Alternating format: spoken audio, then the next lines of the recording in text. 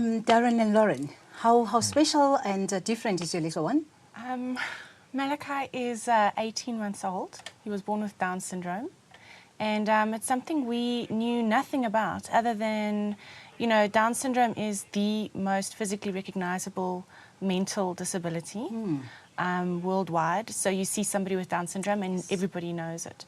But other than that, we knew nothing about it. So when Malachi was born, it was a shock.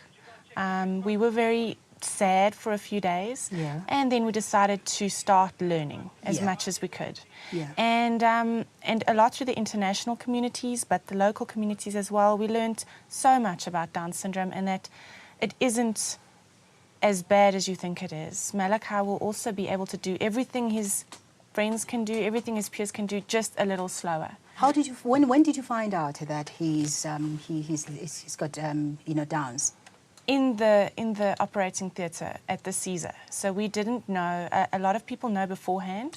We didn't know until he was born. The paediatrician called my husband aside and told him. It was not picked up during your pregnancy at all. They had when they did the tests for it. It was quite a high risk in the beginning, and then the doctor, well, he actually called us and said, you know, there was 800 to 1 chance of him having Down syndrome. So he did more tests, and then it actually came back that it got better for us. It was like over 1,000. Over 1,000. So we weren't worried at all. But then when he was born, the paediatrician says, well, you know, like all the physical signs you get, like the one line in the hand and the shorter fingers and the eyes. And how long did it take you to just go through, embrace, you know, that process of, I've got a child, I've got this special child that will need my love, need my attention, and I've got to face the world. How long did it take for you, Annabelle, to face the world?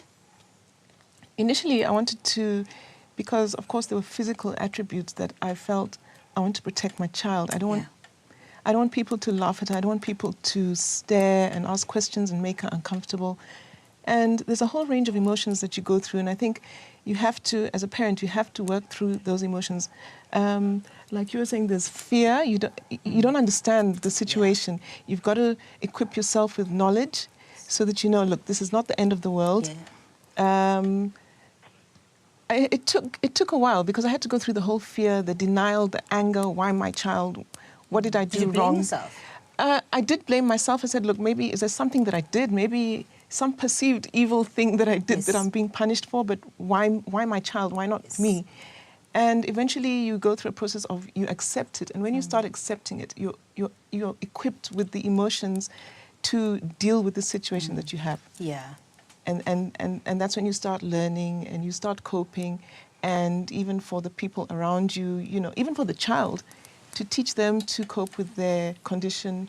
I have a son as well, you know, to help him to be involved and see that, you know, this is not like some horrible sentence that's been given to your sister.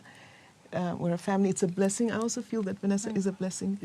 And I think that's one of the interesting things. At first you're like, but then you embrace the child and it's actually a blessing. If it were to happen again, the only thing that I'd like to be different, obviously because Vanessa's sick, she's sick, she's physically sick. I wouldn't want that to be the case, but I would want the same child back.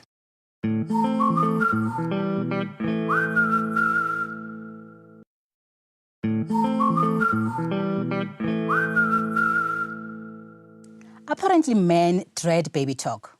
So we spoke to a speech therapist, Maggie Tule, about baby talk and if there is any benefit to doing it. Really? Say it. I don't know. You do. No, I don't. Yes, you do. No, I don't. No, I don't. Yes, you do. No, I don't. Yes, you do. No, I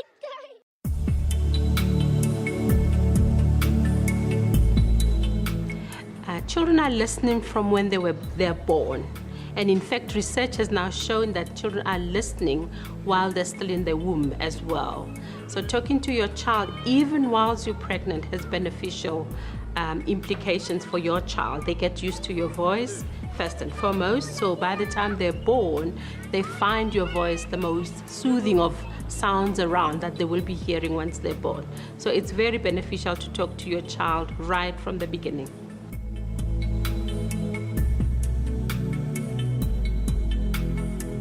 I think it's very important to use real words because that is the language that we expect from our children. So we need to very early on be conscious of teaching them all the time when we talking to them. So if you use real words, then the child knows that that is the words that, and as they start talking, that they would be using.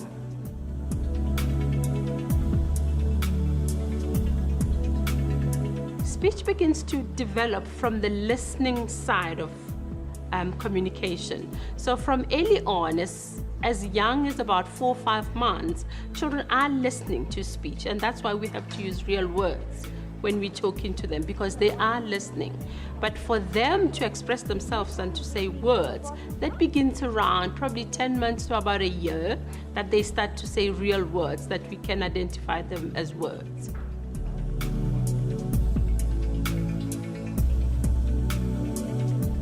If your child is a year to about 18 months, and they haven't said any word that you can identify it as a real word, they haven't started naming the people around, the things that they interact with, their food, their bottle, if they're taking a bottle, you should be worried at about 18 months.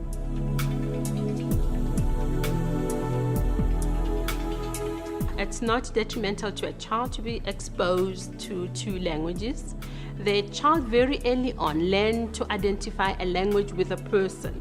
So if it's an English Afrikaans home, the children will know that this adult is Afrikaans and this adult is English. And they will be able to separate those languages and learn them simultaneously but separately as well. So it's not detrimental to a child to expose them to more than 1 language.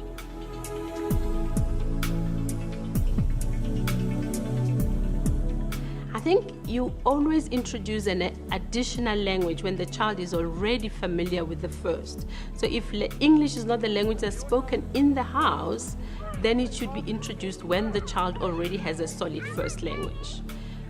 If it's introduced at the beginning as a language that's spoken in the home, the child will learn it like any other language. But if it's an additional language, then it should be introduced only when the child is fluent with their first language. Get strong because it's healthy for me.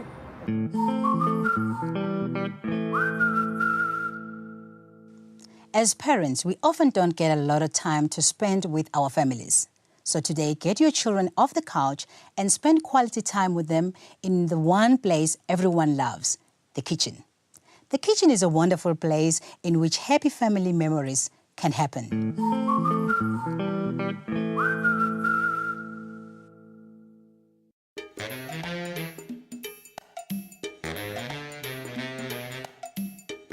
Nutrition is very important. It's one of the biggest things of the Little Cooks Club that we try and highlight is nutrition.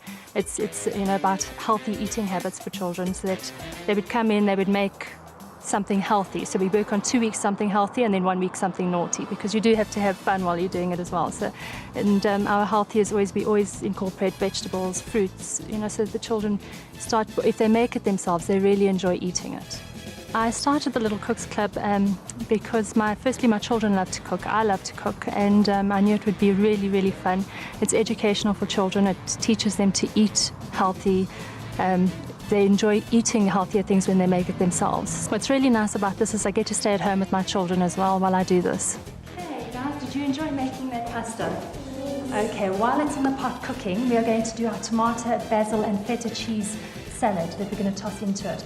So I'm going to bring you guys some sharp knives, but they're really sharp, so you need to be really careful while you cut, okay? And we're going to just take our tomatoes, and we're just going to cut them in half and put them inside our little bowls here. All right.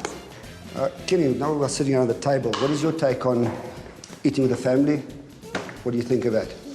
Well, look, I'm big on table manners. We were raised old school, and that's what I try to instill in my daughters. I don't like them eating in front of the TV.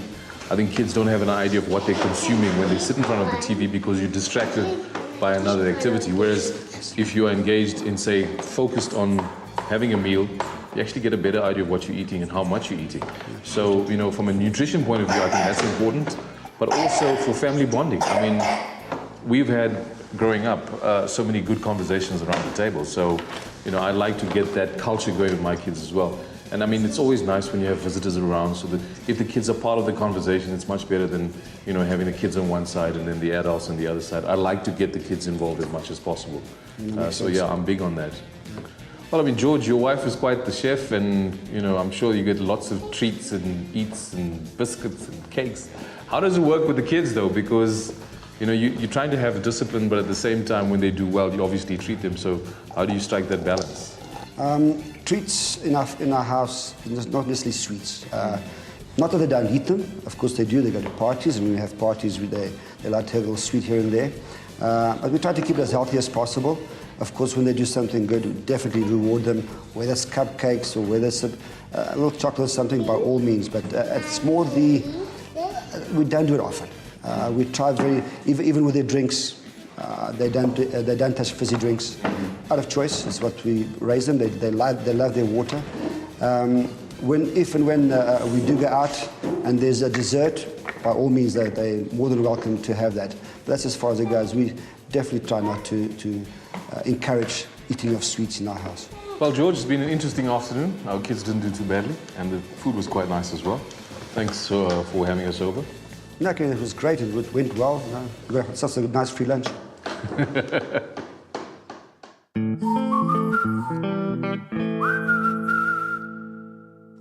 Wow, don't underestimate the ability of your little ones. Those meals look delicious.